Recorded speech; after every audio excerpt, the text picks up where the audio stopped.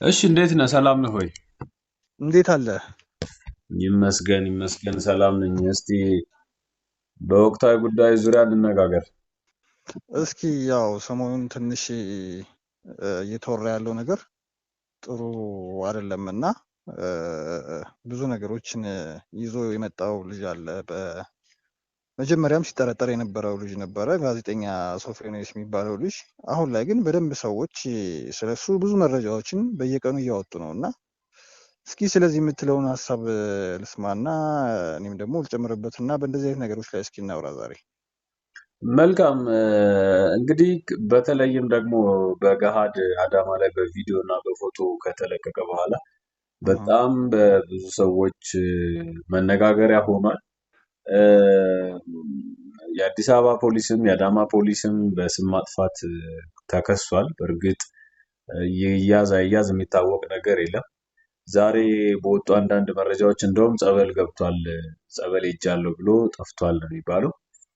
እህ፣ በእርግጥ ከባድ ነው ሲቹዌሽኑ። በተለይ እናቱን ሆኖ ላሰበ እንደዚህ አይነት ድርጊቶች ሲፈጸሙ እንደ ማህበረሰብ ራሱ የሚቀፍና የሚከብድ ነገር ስለሆነ ልጁም እህ። ከዚህ በኋላ እኔ ህይወት ይኖረዋል ብዬ ብዙ አላስብም እና ጠፍቷል የሚባል መረጃ ነው አሁን ላይ የወጣው። ሌላው ግን ከዚህ ጋር ተያይዞ አርትስ ማን ነው አሻም ቲቪ ከዚህ በፊት ይሰራበት የነበረው ማለት ነው እሺ። መግለጫ አውጥቷል። እህ፣ እሱ መግለጫ ምንድን ነው የሚለው? የነበረንን ኮንትራት ሰርዘናል። ከዚህ በፊት በዩቲዩብ ሾው እያዘጋጀ እንዲሰራ የተነጋገርነው ኮንትራት ነበረ። እ፣ እህ። እሱን ኮንትራት ከዛሬ ጀምሮ የሰረዝን መሆኑን እንድታውቁልን ይላል። በዛውም ነው አሻም ቲቪም ጠቆም አድርጎታል ወደ ጸበል ቦታ የሃይማኖት ስፍራዎች እንደሄደ እህ። ከዚህ በኋላ ከነሱ ጋርም እንደማይቀጥል እ፣ መግለጫ አውጥቷል። እ፣ አሁን ላይ ከረንት ላይ ያለው ነገር ይሄ ነው። በእርግጥ እ፣ የከተማዋን ስም ከማጥፋት አኳያ አዳማ ከተማ አስተዳደር ከሷል። የአዲስ አበባ ፖሊስም መረጃው ደርሶት እየተከታተለ እንደሆነ ተነግሯል ማለት ነው። በእርግጥ ሁኔታዎቹ በዝርዝር ታይተዋል ብዬ አስባለሁ። የደረጋቸው ነገሮች በቪዲዮ ታይተዋል። የሆኑት ነገሮች አጠቃላይ ኮንቨርሴሽን፣ ውይይቶቹ፣ ሁሉም ነገር ዱላው እስኪያርፍበት ድረስ ያለው በቪዲዮ የታየ ነገር ነው። እንግዲህ አሁን ላይ ያሉት አፕዴቶች እነዚህ ናቸው። አዎ አሁን ጥሩ ነገር ነው ያነሳው እና ግን ከዚህ ጋር ተያይዞ ልክ እንደ ማህበረሰብ ይሄ ልጅ ከማህበረሰቡ የወጣ ልጅ ነው እና እንደ ማህበረሰብ ግን አንዳንድ ነገሮችን ክፍተቶችን እኛ ቀለል አድርገን የምናልፋቸው ነገሮች አሉ። ለምሳሌ አሁን ቲክቶክ ፕላትፎርምን ብትወስድ ብዙ ሰዎች ለእነሱ እንደ ቀልድ ይሁን ወይም ደግሞ እነሱ ወደውት ይሁን ብዙ ሰዎችን ስታያቸው አንዳንድ በማስመሰል የሚሰሩ ስራዎች አሉ አይደለ? ያ እነዛም ቪዲዮዎች ሾርት ቪዲዮዎች ሲሰሩ ወንድ ልጆች ብዙ ጊዜ ሴት ሆነው የሚሰሩ ሰዎች አሉ። ያ እንደ ሴት አስመስለው አክቲንግ የሚሰሩ እና ሰዎችን ለማዝናናት የሚሞክሩ እንደውም ብዙ ተከታይ ያላቸው ሰዎች አሉ። ያ እና እንደዚህ አይነት ነገሮች በጨመሩ ቁጥር እየጨመሩም ነው ያሉት እና በማህበረሰቡ እንደ ቀልድ በመሳብ በማሳቅ ሰበብ ሰዎች ወይም ደግሞ አሁን ላይ በማደግ ያሉ ህጻናትና ወጣቶች ይሄን ነገር አንዱ የራሳቸው የህይወት አይነት አካል አድርገው ይቆጥሩታል። ስለዚህ እኔ አሁን ይሄ ልጅ እንደ አንድ ማስተማሪያ እና እንደ አንድ ትልቅ ኢትዮጵያ ውስጥ ትልቅ ለውጥ እንዲመጣ የአደጋ ምልክት እንደ ሀዛርድ መስሎ ስለታየኝ ነው በዚህ ጋር ላወራ የፈለኩት እና እ፣ እነዚህን ቲክቶክ ላይ ወንዶች ሴት መስለው የሚሰሩት በተለይ ደግሞ ብዙ ጊዜ የሚበዙት አሁን ሴቶች ሳይሆን ወንድ መስለው የሚሰሩት ወንዶች ናቸው። ብዙ ጊዜ እም፣ አይተህ ከሆነ ማለት ነው እም።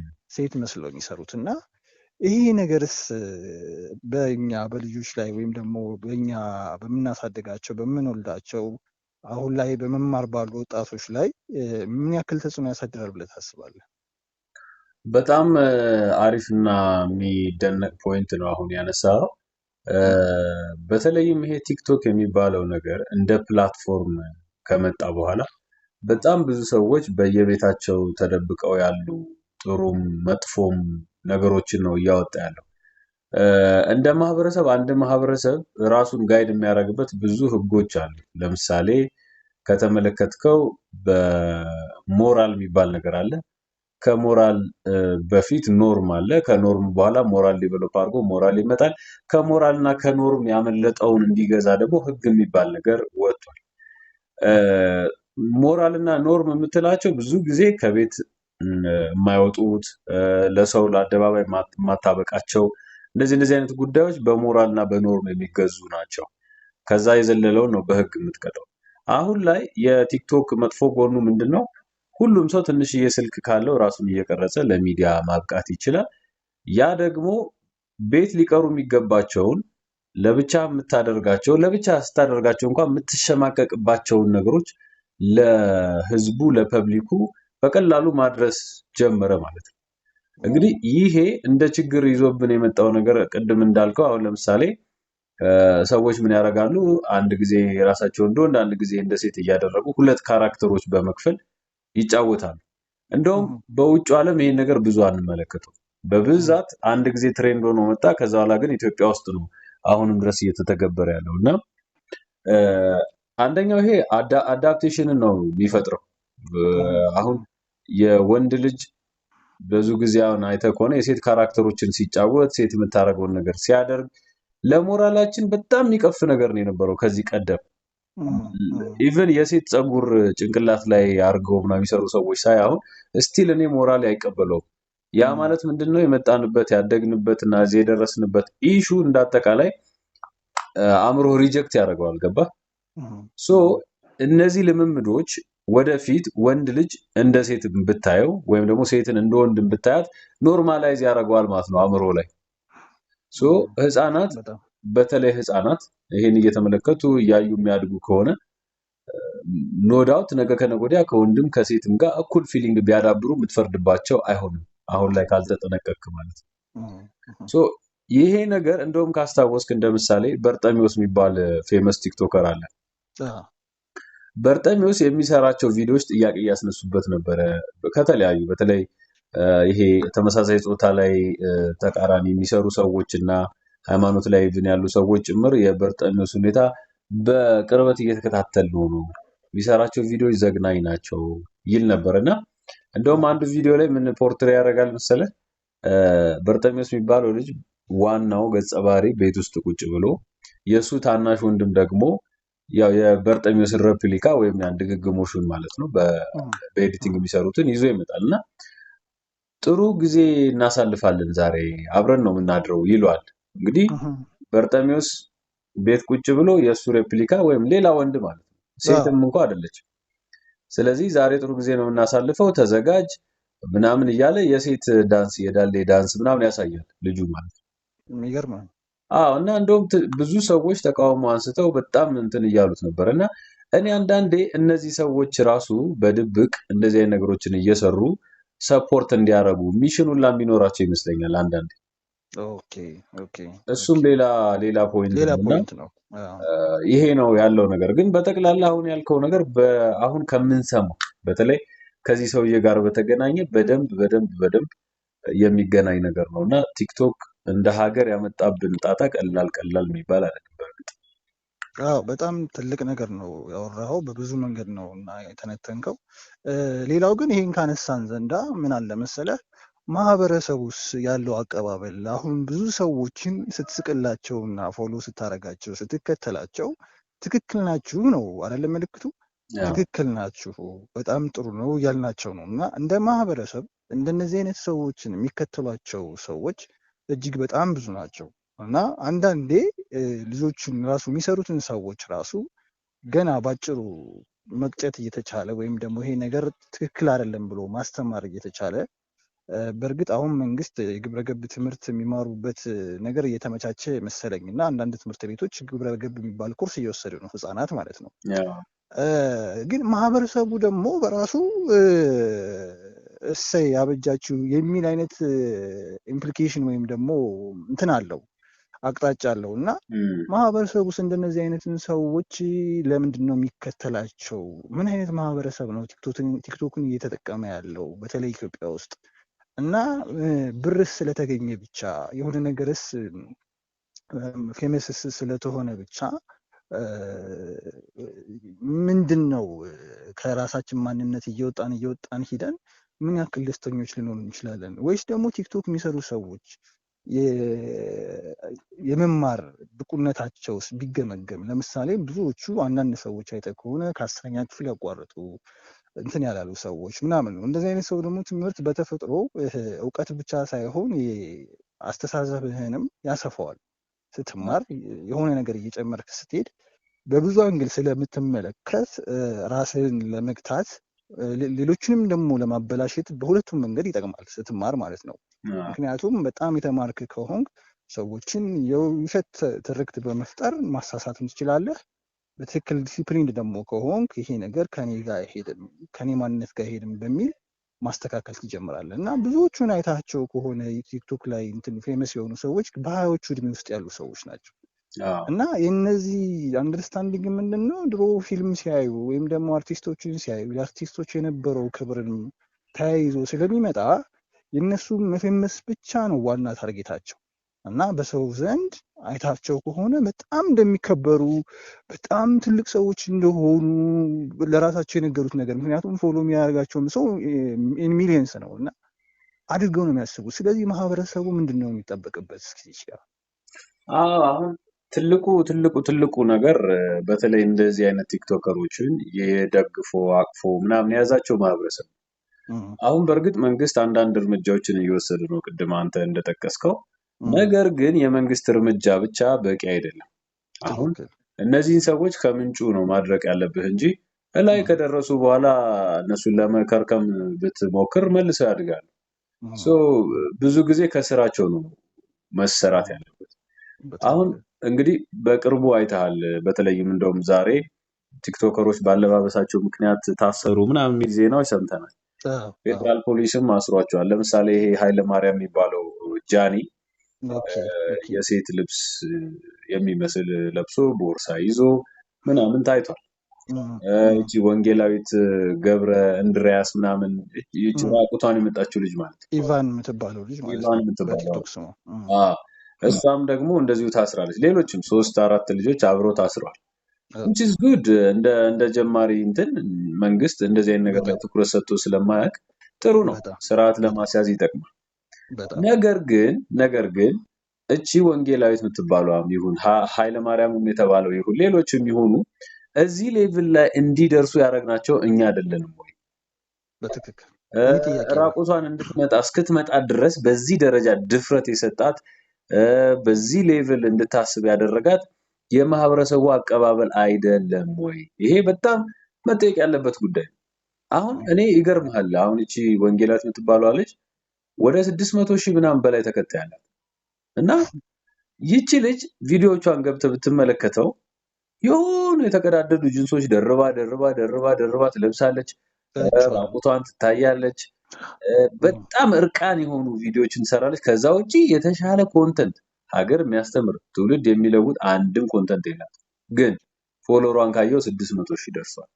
600,000 ሰው በሙሉ የእሷን ሀሳብ ይጋራል ማለት ነው፣ ወይ ደግሞ ሲያያት እንጆይ ያደርጋል ማለት ነው። እንደ ጀነሬሽን ክሽፈት አለ። በቃ እንደ ትውልድ ነው የከሸፍነው። እና በአንድ ሀገር ውስጥ ሚዲያ ሊትሬሲ የሚባል ነገር አለ፣ የሚዲያ አጠቃቀም። ጊዜ ወርቅ ነው ካልን ጊዜ ወርቅነቱን እናስመሰክረው እንደነዚህ አይነት ሰዎች ላይ ጊዜውን በማጥፋት አይደለም። እና አብዛኛው ሰው እንደነዚህ አይነት ሰዎች ጋር ተጣብቆ ነው ያለው። እና ህዝቡ አንደኛ ቁም ነገር የሚናገሩትን ሰዎች ተመልከታቸው፣ ፎሎወራቸው ነውና ያዝናናል። ብልግና ላይ ያሉትን ምናምን ያሉትን ደግሞ ብታያቸው ፎሎወራቸው እስከ ጥግ ነውና እንደ ትውልድ የትውልድ ሽፍት አለ። ከቁም ነገር ወደ ቧልት፣ ከስራ ይልቅ ወደ ቀልድ። እንዴ ላይቭ ላይ እኮ ቲክቶክ ላይ የሚደረግ ነገር እኮ ይዘገንናል እኮ ብትመለከት። ቅጣት ብለው የሚቀጡት የሴት ልጅ ሀፍረተ ስጋ በአደባባይ እስኪታይ ደረታቸው አካባቢ በደንብ እንዲቀጣት ብለው የሚያዟቸውና የሚያደርጉት ለአንድ ሲንግል አበባ ወይ ደግሞ ለሆነ ጊፍት ውጭ ሀገር ቁጭ ብሎ ሰዎችን ሲያበላሽ ለሚውል አንድ ሰው የሚያሳዩት ነገር የሚያሳዝን ነው እንደ ሀገርና የሚዲያ አጠቃቀማችን ማንን ነው ፎሎ የምናደርገው የሚለው ትልቅ ጥያቄ ነው መሆን ያለበት። ስቲል ግን እንደነዚህ አይነት ጋጠወጦች ወደ ፊት ለፊት ወጥተው በቲክቶክም በሌላም ሚዲያም ወጥተው ትውልድ እያበላሹ ነገር ግን ደግሞ ሀሳብ ያላቸው መሟገት የሚችሉ ትውልድ የሚያንጹ ሰዎች ተደብቀው ነው ያሉት እና ስቲል እነዚህ ሰዎች ወጥተው ትውልድን እንዲያስተምሩ እንዲያንጹ እነዚህን እንዲያወግዙ የሚደረግበት መንገድ መፈለግ አለበት ብዬ አስባለሁ። በሌላ መልኩ ግን መንግስት የወሰደው እርምጃ በጣም በጣም በኔ በኩል በጣም የሚያስደስት ጅምር ነው። ስቲል ጅምር ነው። በጣም ብዙ አሉ እየተጣሩ የትውልድ አእምሮ ላይ እየቀለዱ ያሉ ሰዎች አሉ። እነሱን የሚቀጣበት መንገድ ሰፋ ብሎ መምጣት አለበት ብዬ ነው የማስበው። የሚዲያ አጠቃቀማችን በጎውን የሚያነሳ እነዚህን ደግሞ ወደታች የሚዘቀዝቅ አይነት መሆን አለበት ብዬ ነው የማስበው። በጣም ነው የማመሰግነው በእውነቱ ደስ የሚል ነገር እና መጀመሪያ ሩት ኮዙ ምንድን ነው? ሩት ኮዙስ ደግሞ ወደ የት እየሄደ ነው? ወደ የት ነው አቅጣጫው እየተጓዘ ያለው? ይህን አቅጣጫ ደግሞ አሁን ላይ እየተደረገ ባለው እርምጃ ወደ የት ሊቀለበስ ይችላል የሚለውን ነገር በአጠቃላይ በደንብ አውርተኸዋል። እኛም ይህን ሁሉ ልናወራበትና ልንነጋገርበት የቻልነው ብዙዎቹ አሁን ላይ ትክክል እየመሰላቸው ግን በጣም ወደ አደገኛ መንገድ እንዳይሄዱና ራሳቸውን ሰዎች ላይ ከመፍረድ በዘለለ ሰዎችስ ምን ማድረግ አለባቸው፣ ማህበረሰቡ ውስጥ የራሱ የሆነ ችግር የለበትም ወይ የሚለውን በአጠቃላይ ለማንሳት ሞክረናል። በእውነቱ በጣም ነው የማመሰግነው።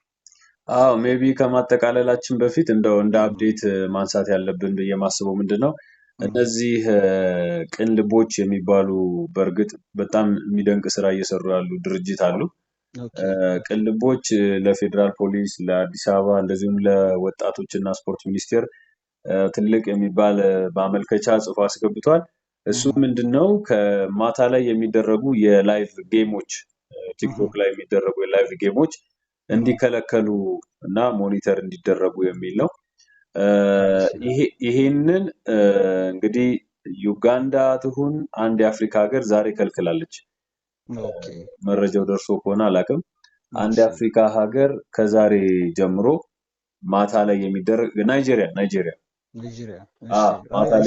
ማታ ላይ የሚደረግ ማንኛውም የቲክቶክ ጌም እንዲቆም ተደርጓል ማለት። ስለዚህ ቲክቶክ ማታ ላይ እንዳይሰራ አድርገውታል። which is a good እርምጃ ነው። ኢትዮጵያ ውስጥም እንደዛ እንዲደረግ ቅን ልቦች ዛሬ ወደ ፌዴራል ፖሊስ ሄዶ አመልክቷል ተብሏል። ይሄ የሆነበት ምክንያት ቅድም እንዳልኩ ቅጣት የሚባለው ነገር ማታ ላይ ልጆች ስልክ በሚይዙበት ወላጆች ተሰብስበው ቁም ነገር በሚያነሱበት ሰዓት ነው ጌሞችን እያሉ የሚጫወቱትና የሚቀጣጧቸው ጉዳዮች የሚያወሯቸው ትራሽ ነገሮች ምናምን በደንብ የሚጤኑና የሚያሳዝኑ ናቸው። ስለዚህ እሱን አመልክተዋል ዛሬ። እንግዲህ መንግስት የሚለውን ወደፊት የምናየው ነው የሚሆነው። በእርግጥ እንደዚህ አይነት ስራዎች ተጠናክሮ መቀጠል አለባቸው። አንተም ሌሎቻችንም እንደዚህ አይነት ማህበረሰቡን የሚያንጹ ማህበረሰቡ ላይ ችግር ይፈጥሩ ነገሮችን የመንቀስና በውይይት ሰዎች ሀሳባቸውን እንዲያዳብሩ የማድረግ ስራ ተጠናክሮ መቀጠል አለበት ብዬ ነው የማስበው። ተስፋ አደርጋለሁ ጥሩ ውይይት ነው ያደረግነው። እንግዲህ ወደፊትም በዚህ መልኩ መንቀጥል ይሆናል።